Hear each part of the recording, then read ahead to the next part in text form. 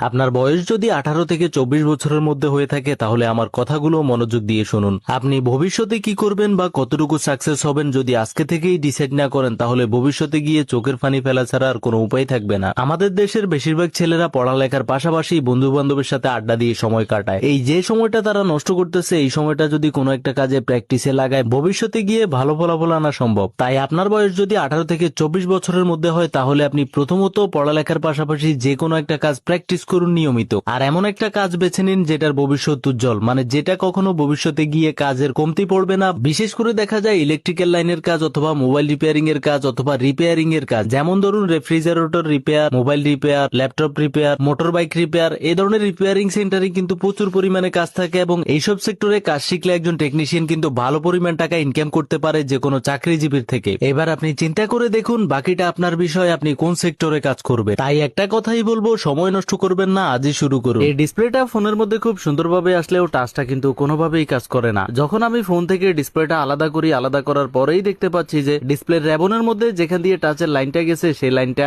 অল্পখানি ছিঁড়ে আছে, যার কারণে টাচটা কাজ করতেছে না। সো ভালো করে খেয়াল করার পর দেখতে পাচ্ছি টাচের যে তিনটা লাইন, তিনটা লাইনই মিসিং। সো এখন আমরা তিনটা লাইন খুব সুন্দরভাবে জাম্পারিং করে দিব এবং জাম্পারিং করে দিলে আশা করি টাচটা আগের মতো কাজ করবে।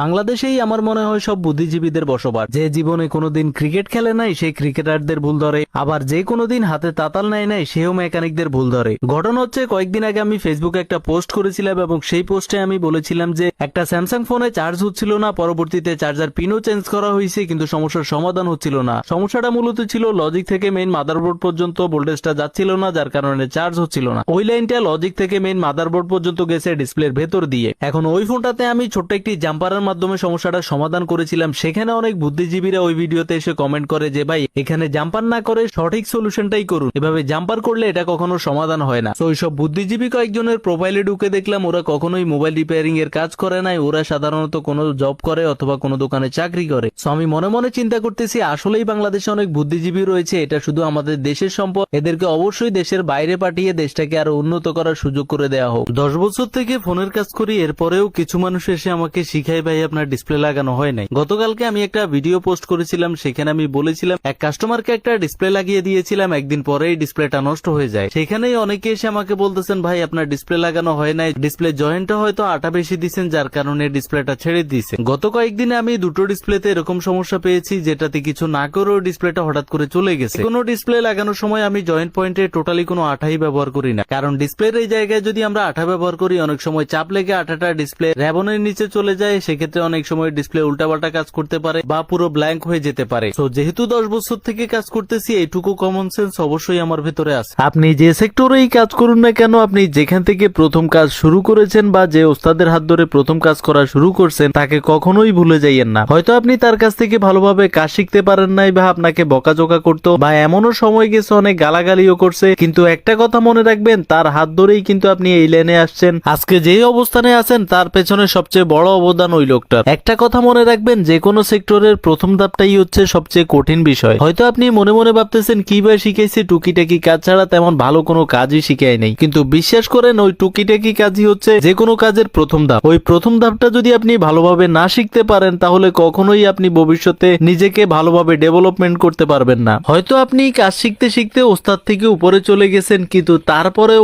ওস্তাদকে কখনো ছোট করে দেখা যাবে না। সামান্য কাজের বিল এত বেশি কেন? অনেক সময় দেখা যায় অনেক কাস্টমার অনেক কাজ নিয়ে আসে এবং কাজগুলো অভিজ্ঞ টেকনিশিয়ানরা খুব সহজেই সমাধান করে দেয় এবং সমাধান করার পর যখন কাস্টমার থেকে বিল চায় অনেক ক্ষেত্রে কাস্টমাররা মনে করেন এই 2-4 মিনিট কাজ করার জন্য এত টাকা বিল কেন। এই সেম